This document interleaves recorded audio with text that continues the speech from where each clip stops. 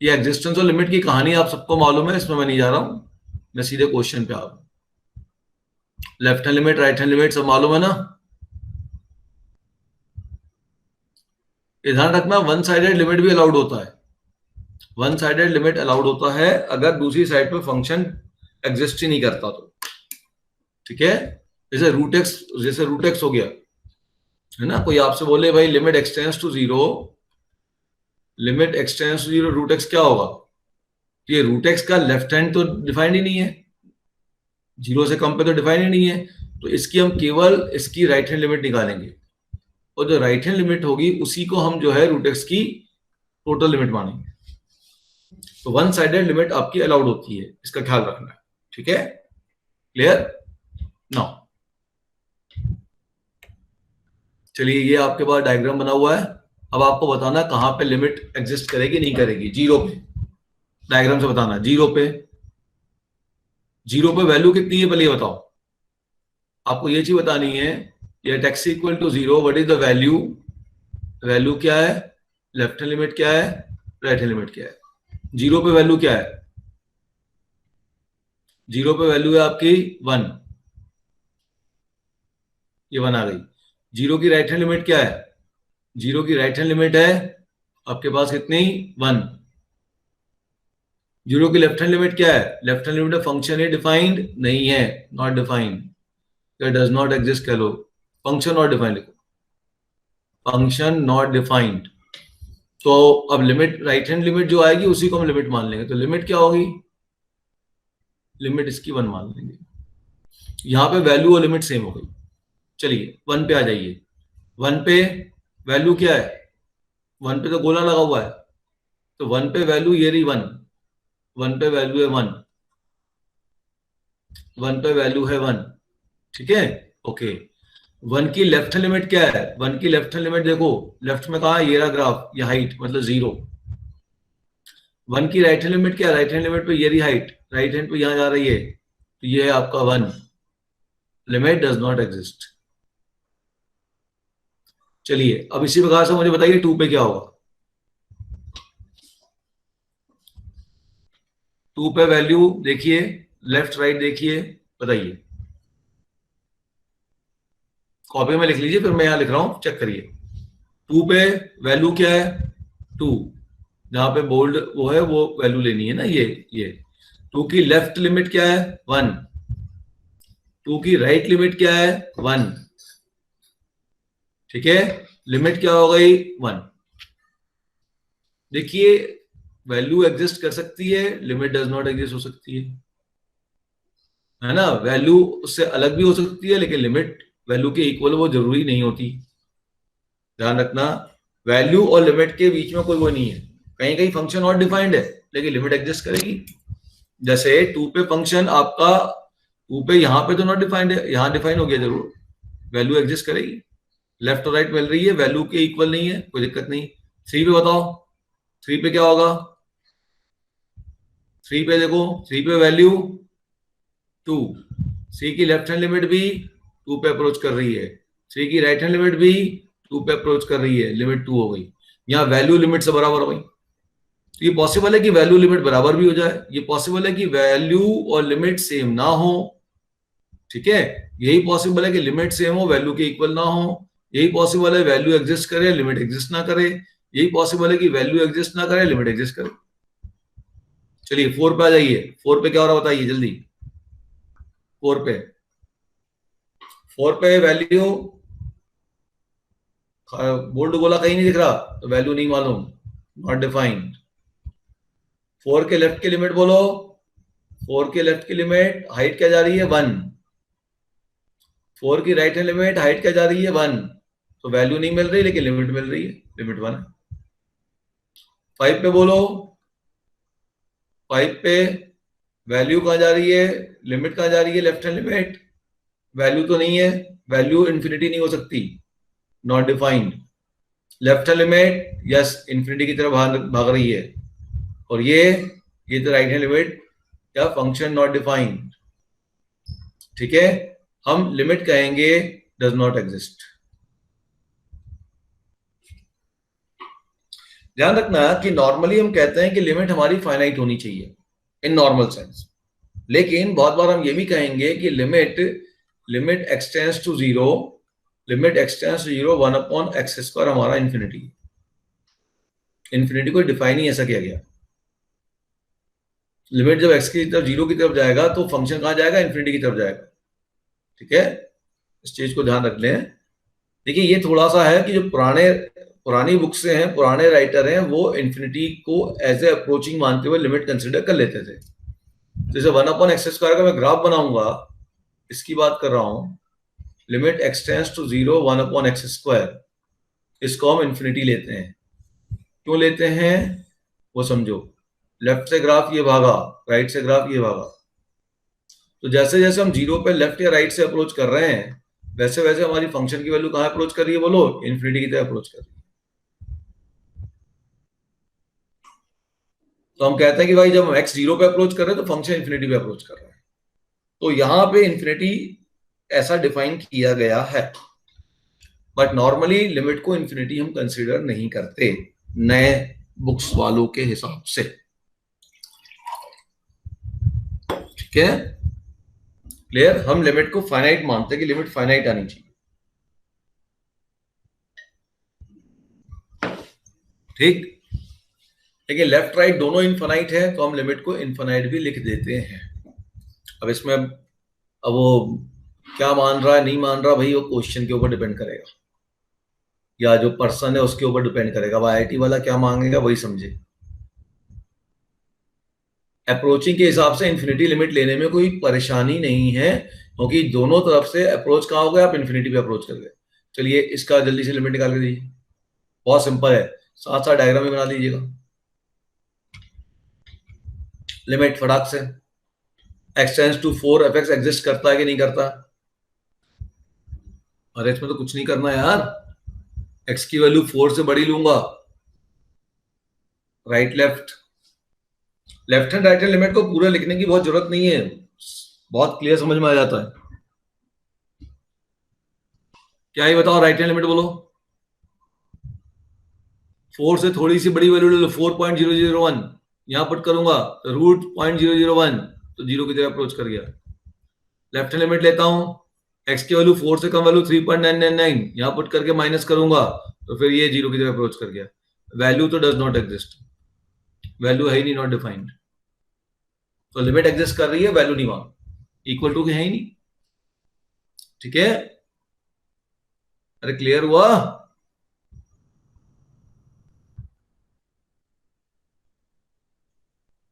मैं यहां पे पूरा स्टेप नहीं लिख रहा हूं, जहां जरूरत होगी वहीं स्टेप लिखूंगा पूरी, ध्यान रखना। ठीक है, जहां सीधा सीधा काम हो रहा हो सीधा सीधा काम कर लो, क्योंकि ऑब्जेक्टिव में तो ये भी करना है ना, बाकी सब्जेक्टिव के लिए जहां जरूरत होगी कुछ क्वेश्चन ऐसे मिलेंगे जहां अपने को सॉल्व करना ही पड़ेगा। हाँ जी, इसका आंसर बोलो जल्दी, बहुत सिंपल क्वेश्चन है, एक दो क्वेश्चन के बाद मैं आगे बढ़ता हूं फटाफट। ऊपर क्या करोगे, √(x² - 6x + 9/x - 3), बोलो। ऊपर ध्यान रखना, न्यूमरेटर में √(x - 3) का होल स्क्वायर बन जाएगा, इसको आपको mod of x - 3 लिखना है, इसके बाद आप सॉल्व कर सकते हो, उसको x - 3 नहीं लिखना है। ठीक है, चलिए, ये तो ऐसी ग्रेटेस्ट इंटीजर आने से कुछ नहीं, सिंपल क्वेश्चन है। पहली बात एक चीज समझो इस क्वेश्चन में, देखो पूरा सॉल्व करोगे, मैं बिना पूरा सॉल्व करे बात कर रहा हूं। सेकेंड वर्स x का इनपुट क्या है, सेकेंड वर्स ले सकता है, ये समझ से। मान लो अपने पास सेकेंड वर्स x है, तो x की वैल्यू क्या क्या सेकेंड वर्स ले सकता है, x की वैल्यू -1 से कम होनी चाहिए या इक्वल होनी चाहिए, x की वैल्यू 1 से बड़ी होनी चाहिए, है ना। अच्छा, अब एक्सटेंस टू π/2 है, तो π/2 पे sin π/2 कितना होता है, 1 होता है। ध्यान दो, जहां डायग्राम बनाओगे थोड़ा सा ऐसे सोचोगे तो जल्दी बन जाएगा क्वेश्चन, वरना लेफ्ट राइट तो लगाना ही है, वो तो लगा ही लेना आप। π/2 पे जो वैल्यू होगी वो आपकी एग्जैक्ट 1 होगी, x = π/2 पे एग्जैक्ट वैल्यू 1 होगी। जैसे π/2 से लेफ्ट में आऊंगा, वैल्यू जो होगी वो आपकी 1 से थोड़ी सी कम हो जाएगी। जैसे पाई बाय 2 के राइट में जाऊंगा वैल्यू जो होगी वो भी आपकी 1 से थोड़ी सी कम हो जाएगी। तो पाई बाय 2 पर तो फंक्शन डिफाइन है। अगर एफ एक्स आपके पास सेकेंड वर्स साइन एक्स है तो एफ ऑफ पाई बाय 2 पे फंक्शन डिफाइंड है।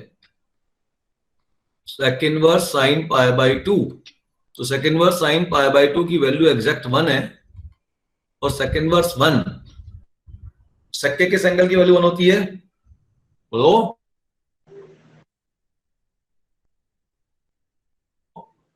सेकेंड एंगल की वैल्यू 1 होती है, कॉस के एंगल की वैल्यू 1 होती है 0 डिग्री। तो ये आपके पास रिजल्ट आ गया। अब जैसे ही मैं इसकी लेफ्ट हैंड लिमिट की बात करूंगा, लेफ्ट हैंड लिमिट की बात करूंगा तो बहुत बार मैं ऐसा लिख देता हूं पाई बाय 2 माइनस, ऐसा भी लिखते हैं ना, मतलब पाई बाय 2 से कम वैल्यू लेनी है। इनपुट को पाई बाय 2 से कम ले लो। जैसे ही इनपुट को मैं पाई बाय 2 से कम लूंगा, डायग्राम से देखिए समझ में आ जाएगा फटाक से। इनपुट को पाई बाय 2 से कम लूंगा, मुझे मेरे पास जो आउटपुट मिलेगा साइन का वो 1 से कम हो जाएगा। तो मेरे पास जो सेकेंड वर्स एक्स का जो आउटपुट आएगा साइन का वो लेस देन 1 आएगा। THAN भाई, वो लेस देन 1 आएगा। आएगा। और आउटपुट अगर लेस देन 1 आया तो सेकेंड वर्स तो डिफाइन ही नहीं है। कोई सेकेंड वर्स तो 1 से बड़े या -1 से छोटे के लिए डिफाइन है, तो फंक्शन ही नॉट डिफाइंड।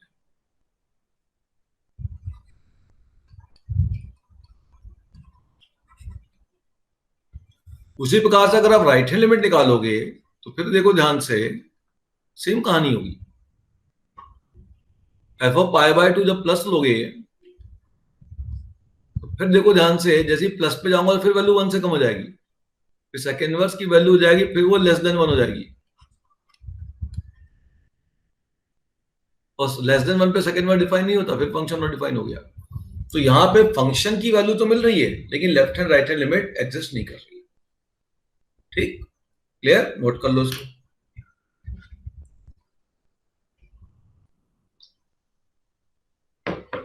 इस क्वेश्चन में फंक्शन की वैल्यू तो अपने को एग्जिस्ट कर रही है but left hand right hand limit exist नहीं कर रही। क्यों नहीं कर रही? क्योंकि जो बाहर वाला फंक्शन है, जहां पे अंदर वाली वैल्यू अप्रोच कर रही है, वहां बाहर वाला फंक्शन उस वैल्यू पे डिफाइंड ही नहीं है। तो बहुत बार हम कहते हैं कि फंक्शन किसी पॉइंट पे तो डिफाइन, लेकिन नेबरहुड पे डिफाइन नहीं है। एक नेबरहुड पे नॉट डिफाइन वाला तो केस मिल जाता है, दोनों नेबरहुड पे नॉट डिफाइन वाला ये केस है। एक नेबरहुड पे तो रूट एक्स वाला भी है।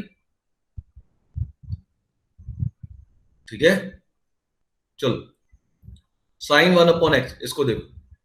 F x does not have unique tendency और ऑसिलेटिंग बिहेवियर। कुछ फंक्शन ऐसे होते हैं जिसका बिहेवियर ऑसिलेटिंग होता है। ऑसिलेटिंग होता है मतलब ये इस प्रकार से इनका बिहेवियर है। इसका मैं ग्राफ बना रहा हूं, ग्राफ से समझिए। साइन 1 अपॉन एक्स जो होता है, ये जब 0 के पास जाता है, इसकी वैल्यू -1 से 1 के बीच में झूला झूलेगी। यहां से तो ये थोड़ा सा बड़े प्यार से आएगा, ऐसा -1 से 1 के बीच में ऐसा चलता रहेगा, साइन के पास आएगा। और जैसे ही साइन के पास पहुंचेगा उसके बाद यहाँ पे ये बड़ा उल्टा सीधा बिहेवियर ऐसे ऐसे घूमने रहेगा।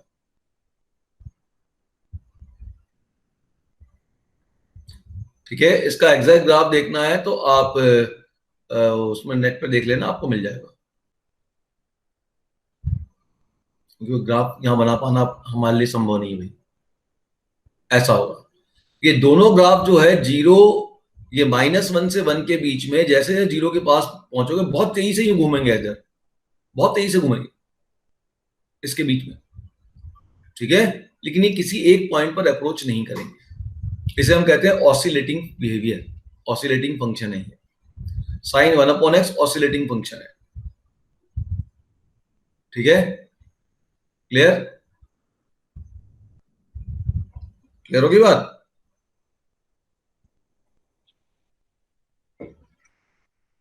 अगला देखो,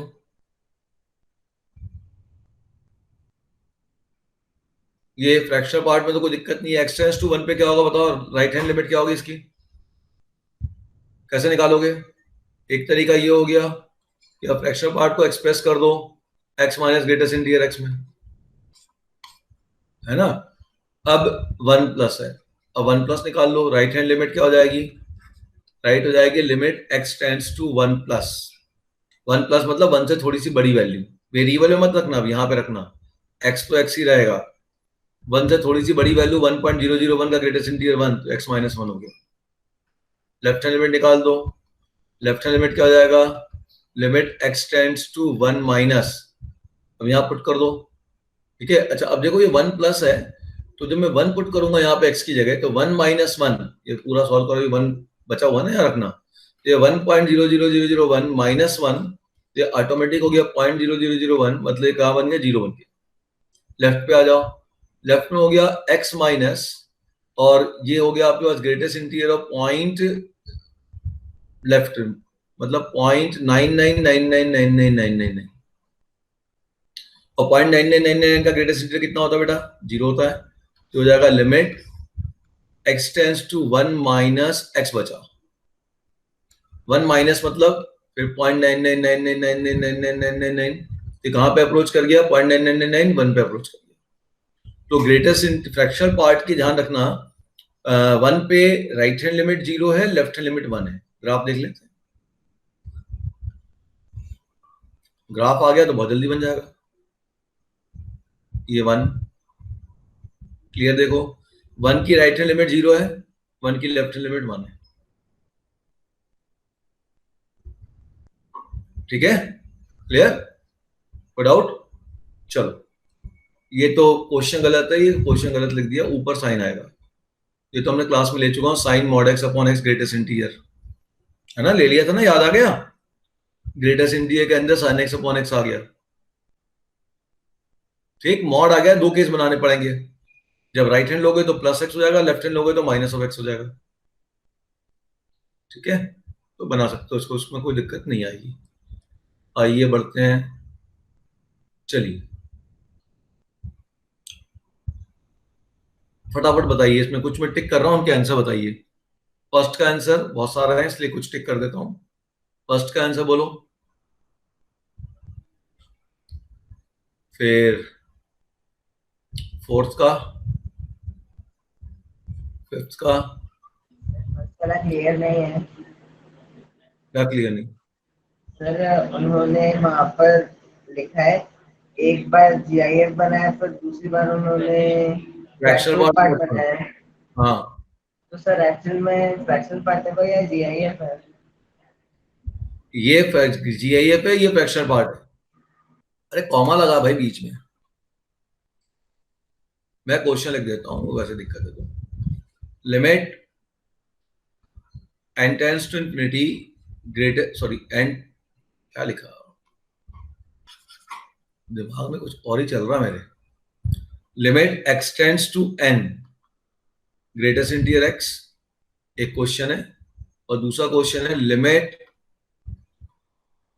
x tends to n, x tends to n fractional part of x, where n belong to integer, ये क्वेश्चन, इसकी राइट, इसकी लेफ्ट, लेफ्ट इधर लिखो, राइट इधर, left right, left right, yes, left क्या आई, लेफ्ट मतलब n से कम वैल्यू, n से कम वैल्यू मतलब n से थोड़ी सी कम, तो n से थोड़ी सी कम वैल्यू होगी तो इसका ग्रेटेस्ट इंटीजर तो ऑटोमेटिक क्या हो जाएगा बताओ, मान लो 3 है, 3 से थोड़ी सी कम 2.99, तो ग्रेटेस्ट इंटीजर 2 हो जाएगा, तो n से थोड़ी सी कम वैल्यू लूंगा, n के लेफ्ट में जाऊंगा तो ग्रेटेस्ट इंटीजर n-1 हो जाएगा। एग्जांपल ले लो, राइट 3 से थोड़ी सी बड़ी वैल्यू 3.001, ग्रेटेस्ट इंटीजर 3 हो जाएगा, तो n के राइट में जैसे ही जाऊंगा, n इंटीजर है ना, इंटीजर के जैसे ही राइट में जाऊंगा ये इंटीजर हो जाएगा। आया समझ में मैंने क्या बोला, अरे भाई n कोई भी इंटीजर मान लो, 5 मान लो, 5 के लेफ्ट में गए 4.99, ग्रेटेस्ट इंटीजर 4 हो गया, तो 5 लिया था, 5 के लेफ्ट में गए थे लेकिन n से 4 आया, तो जब n के लेफ्ट में जाओगे तो n से n-1 आएगा, n के लेफ्ट में जाओगे तो n से थोड़ी सी कम वैल्यू लोगे, तो n से थोड़ी सी कम वैल्यू लोगे तो ग्रेटेस्ट इंटीजर तो उस वैल्यू से भी कम आएगा ना, n से थोड़ी सी कम लोगे तो उसका पिछला वाला इंटीजर दे देगा n-1, n से थोड़ी ज्यादा वैल्यू लोगे तो उसका पिछला वाला इंटीजर मिल जाएगा n, fractional part of x। अब फ्रैक्शनल पार्ट ऑफ x को डायरेक्ट सॉल्व करने में दिक्कत है तो मैंने अभी बताया आपको। अब क्या करो, इसको क्या लिख दो, इसको, अरे बोलो ना, इसको लिख दो x माइनस, देखो बोलो ना बोला तू चालू हो गया क्यों, वैसा मुझे उकसाते हो फिर आप बोलते हो। चल ठीक, देख ये लिख देता हूं, चलो अब n, यहाँ तो n हो गया, n की लेफ्ट राइट जो भी ले लो n ही हो गया, n के अब मैं लेफ्ट में जा रहा हूं तो ग्रेटेस्ट इंटीजर कितना हो गया n-1, तो n इंटू n-1, n लिया उसके लेफ्ट में गया तो n-1, तो रिजल्ट हो गया 1, n-1 रिजल्ट हो गया 1, n उसके राइट में गया तो n मिला तो हो गया n-n, रिजल्ट हो गया 0। ठीक, चलिए अगला लगाइए ये वाला।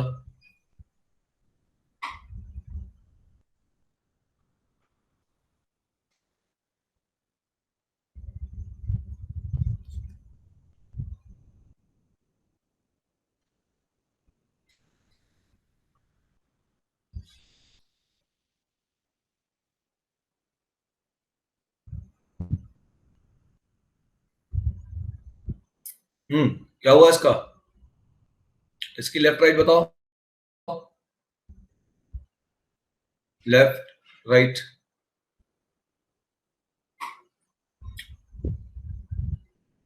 लेफ्ट मतलब x की वैल्यू 0 से थोड़ी सी कम लो, 0 से थोड़ी सी कम वैल्यू ले ली है ना, तो 0 थोड़ी सी कम वैल्यू मतलब -0.001, उसका मॉड लिया तो वही +0.001, और लॉग +0.001, लॉग का ग्राफ देख लो, लॉग 0 के बगल में आ गया बिल्कुल 0.001, तो कहां भाग रहा है -इन्फिनिटी पे, तो लॉग की वैल्यू होगी 1/-इन्फिनिटी, और 1/-इन्फिनिटी कहां पहुंच जाएगा 0 पे, ठीक है, ये 0 की तरफ भागेगा, ठीक है। अब राइट हैंड पे चले आओ, राइट हैंड पे 0 प्लस लूंगा, ठीक है, 0 प्लस लूंगा तो मॉड इसको प्लस बना देगा वापस, और जैसे ही प्लस बनेगा फिर ये पहुंचेगा -इन्फिनिटी में, तो 1/-इन्फिनिटी फिर ये 0 पहुंच गया, तो इसकी लिमिट एग्जिस्ट कर गई और लिमिट आपकी 0 पे। f(0) क्या होगा, f(0) तो फंक्शन ही डिफाइंड नहीं है, तो लिमिट इसकी बन गई, लिमिट क्या बन गई, लिमिट बन गई इसकी 0, और वैल्यू ऑफ फंक्शन अगर बोलेंगे f(0) तो f(0) डज नॉट एग्जिस्ट। आ गया 6 केस, 0 के राइट लेता हूं तो 0 का राइट मतलब 0.001 का ग्रेटेस्ट इंटीजर 0, राइट की बात कर रहा हूं, सीधे वैल्यू लिख रहा हूं 0, यहाँ पे x minus greatest integer x लिख रहा हूं, तो ग्रेटेस्ट इंटीजर 0 है और x भी 0 है तो √0, रिजल्ट इज 0। लेफ्ट लिखता हूं, लेफ्ट 0 से लेफ्ट की वैल्यू ले रहा हूं, -0.001 greatest integer -1 plus under root of x minus greatest integer x है, तो 0 0 गया और ग्रेटेस्ट इंटीजर x हो गया -1, तो 0 माइनस ऑफ -1, तो -1 प्लस √1, ठीक है, क्लियर, तो ये आपके पास वापस हो गया -1 + 1, तो ये भी हो गया 0, तो यहां पे इसकी लिमिट एग्जिस्ट कर गई, और लिमिट क्या बन गई आपकी 0 बन गई, तो इसकी जो सम की वैल्यू है इसकी लिमिट एग्जिस्ट कर रही है, ध्यान देते, तो लिमिट क्या बन गई LIMIT, लिमिट बन गई इसकी 0, x tends to 1 x sigma x, sigma x का ग्राफ सभी जानते हो, 7th क्वेश्चन है, limit x tends to 1 s signum x, signum x का ग्राफ हम सभी जानते हैं इस प्रकार से होता है, 0 पे 0 होता है, 0 से बड़े पे, 0 से बड़े पे y = 1 होता है, और 0 से छोटे पे y = -1 होता है। चलिए आ जाइए, अब इसकी लेफ्ट राइट, लेफ्ट लिमिट 1 से थोड़ी सी कम वैल्यू 0.999, तो 1 ही मान ली, यहां पुट करो 0.999 माइनस 1 करूंगा, 0.999 लेना, ध्यान रखना 1 से कम, 0.99999 माइनस 1 तो नेगेटिव वैल्यू पे ये है -1, तो हो गया 1 इंटू -1, तो रिजल्ट हो गया -1। 1 की राइट, तो 1 ही ले लो, 1.001 1 ही ले लो, यहाँ तो कोई लिमिट की कहानी नहीं बन रही है, लेना तो ले लो, बाद में अगले स्टेप में लिख देना ऐसा। 1.001 -1 तो 0.001 जीरो के राइट में, तो सिग्नम की वैल्यू 1, तो वैल्यू हो गई इंटू 1, तो 1 इंटू 1, इसको 1 ही मानूंगा, इट अप्रोचेस टू 1, एक -1 भागा और एक 1 भागा, तो लिमिट डज नॉट एग्जिस्ट। समझ में आया कैसे लिखना, ऑब्जेक्टिव में कैसे देखना फटाफट, वरना आप लिखो 1 + h 1 - h पूरा लिखो, कोई दिक्कत नहीं है, बनेगा। Limit x tends to 1 x upon greatest integer x, इसका क्या होगा देखो, limit x tends to 1 x upon greatest integer x, 8th question, limit x tends to 1 x upon greatest integer x, yes बताओ लेफ्ट राइट क्या होगी, इसकी left बताओ, इसकी राइट बताओ।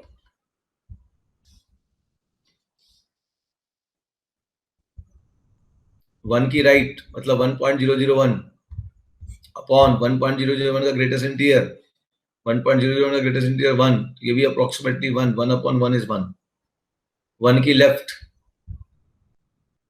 1 की लेफ्ट हो जाएगी 0.99999999 डिवाइडेड बाय, ऑब्जेक्टिव के लिए बता रहा हूं ऐसे करना है, 1 की लेफ्ट 0.9999 का greatest integer 0 not defined,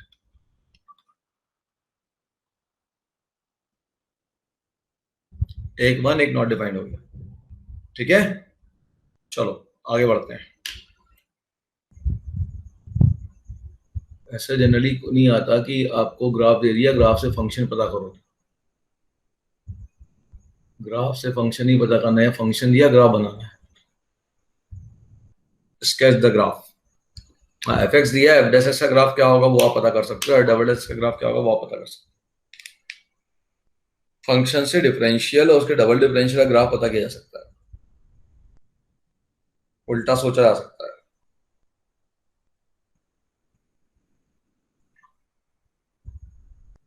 graph से फंक्शन के बारे में मालूम किया जा सकता है, एक स्टैंडर्ड ग्राफ होना चाहिए, नॉन स्टैंडर्ड हुआ तो कैसे करोगे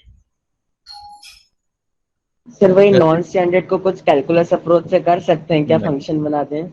नहीं ऐसा कुछ नहीं मालूम, मैंने बोला क्वेश्चन लाओ, हाइपोथेटिकल नहीं। चलो स्क्रीनशॉट ले लो इसका, जल्दी करके लाना, अगली क्लास में अब इसमें मैं थोड़े टिपिकल क्वेश्चन ही लूंगा, ठीक है।